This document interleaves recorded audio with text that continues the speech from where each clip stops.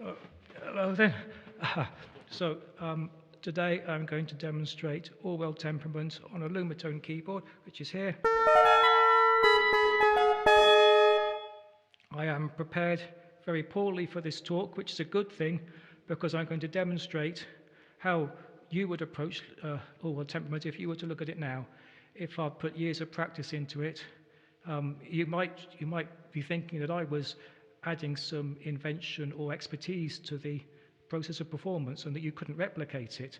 But because I am completely clueless, I can give you a very good indication of how you'd experience this tuning if you had a Lumatone. It's obviously not cheap, but I'm probably going to target this at people who do have one.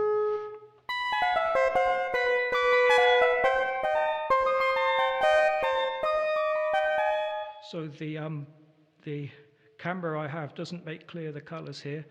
There is a good colour scheme. I've shared the colour scheme already. People say it's a good colour scheme. It gives me a 9-note scale in white notes here, which is the basis of the... And it also gives me two other distantly related 9-note scales, which are all the same pattern of notes. So, because Orwell is an efficient temperament class, the simplest intervals lie within those 9 notes, and most of them are well tuned. I think they are all in the 11 limit, except for the intervals along the edges, like this and this, that are either too small or too close to an octave to be an 11 limit interval. And so arbitrary dyads will sound okay.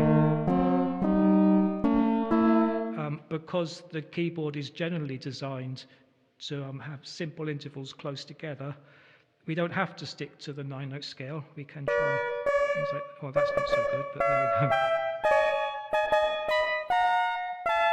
There's a good probability that you'll hit a good interval, which makes it easy to play, and I think easy is a good thing.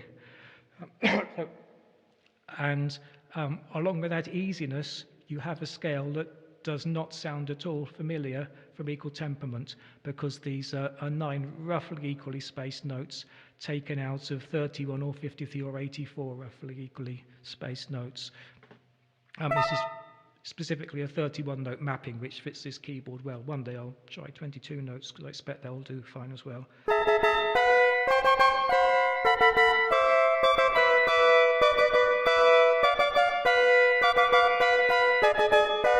So if you're thinking, that's rubbish what you're playing, I can do better, then you probably can. If you're thinking that sounds really good, then you're even in a better position, because you can do that well. You really can, if you spend a lot of money on a keyboard.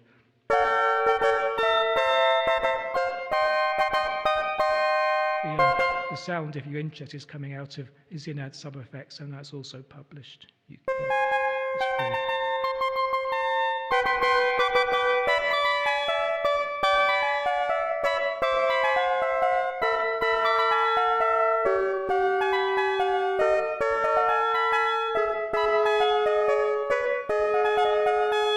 So due to one of the ironies of regular temperament theory, a lot of mathematics have gone into determining the tuning that's sitting here and the way it's mapped to the keys.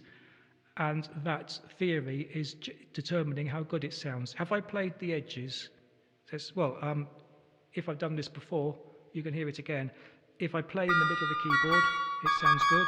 If I play off the edge, where the different 31-note scales wrap round, you get wolf intervals, and I think that sounds bad, that sounds good. Maybe I'm fooling myself, but I think the theory's working there, and you can try it. So I've done that.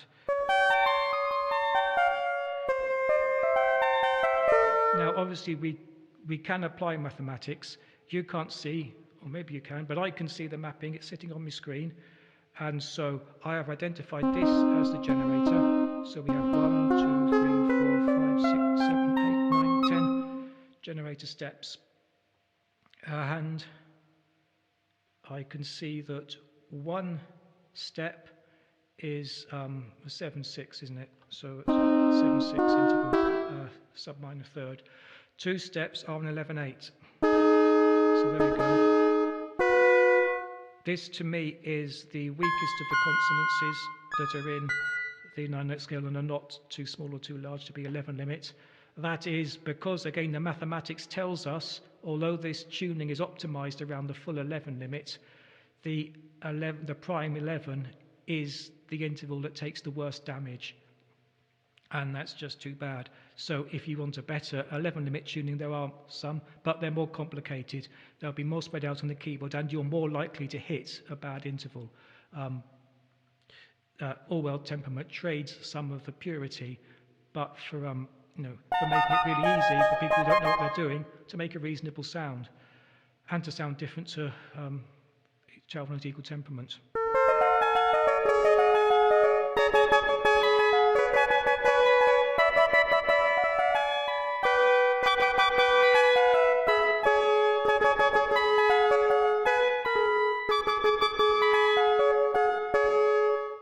So if I follow through the mapping, if I start with an octave, easy to find an octave, the keyboard's based around it. Start with an octave, go down 3 generators. That should be a major third. I have very poor relative pitch. That sounds right to me, but maybe I'm completely wrong. At least the theory tells me that's a major third, and normally the theory's right. If you have good relative pitch, of course, you don't need to use the mathematics to the same extent. You probably pick that out straight away. Actually, we need to step up. The perfect fifth is 7 generator steps, and I know that I need to start. I have done a bit of practicing, you see, and I need to start off the start, somewhere in the middle of this patch of notes. So 1, 2, 3, 4, 5, 6, 7. I started in the wrong place, but if I go down, that is still the wrong place.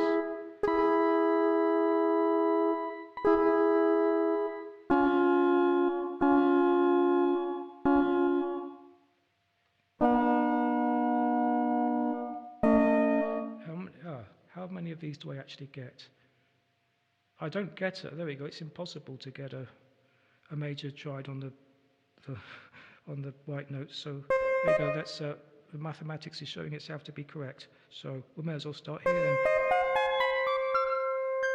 So that's the first of a group of orange notes. Is it there? I think it is. And where did we decide the? At least there's some nice chords there. So we found a perfect fifth. If that was a fifth, that is a 7, 4. And that sounds okay, isn't it? And I think that's roughly what you need. So the theory's working. If you study properly, you can pick out the harmonic series. At this stage, I'm not too bothered about that.